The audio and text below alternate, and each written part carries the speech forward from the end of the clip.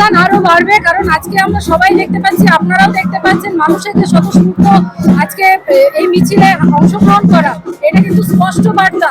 কারণ বিজেপিকে আমরা আমাদের এলাকায় ঢুকতে দিতে রাজি নয়। যারা হিন্দু হিন্দু করে আমাদের মানুষের মধ্যে বিভাজন তৈরি করার চেষ্টা করছে, তাদেরকে আমরা আমাদের এলাকায় কোনোভাবে থাকতে দিতে রাজি নই। কোথায় কি প্রচারই গিয়ে আমি তো ওদের প্রচারই দেখতে পাচ্ছি না। হ্যাঁ, ওদের দেওয়াল লিখনই আমি খুঁজে পাচ্ছি। আমাদের সব প্রার্থী 50,000 উপর জিতবে সর্বোচ্চ।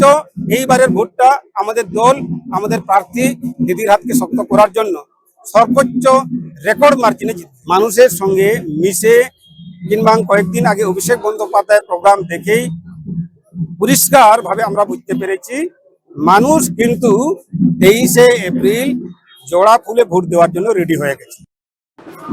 যেটা ছিল তার থেকে তো অনেক বেশি আমাদের জয়ের ব্যবধান হবে, আপনারা সেটা দেখবেন। কারণ মানুষের যে সচেতনতা, আজকের যে মিছিল, লক্ষ লক্ষ মানুষ, হাজার হাজার মানুষ আজকে পায়ে পা মিলিয়েছে আজকে আমাদের এই নমিনেশন পত্র যে আমরা জমা দেবো, তো সেই অনুষ্ঠান, সেই জায়গা থেকে মানুষ প্রস্তুত আছে মমতা বন্দ্যোপাধ্যায়কে চতুর্থবারের জন্য মুখ্যমন্ত্রী করার। যে জনসমুদ্র ঝাড়গ্রামের বুকে এক অভাবনীয় ব্যাপার, 4-এ 4, এবার আমাদের 4 বার।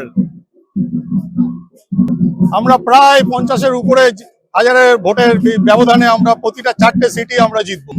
আরো ঝাঁঝ আরো জোরালো হবে।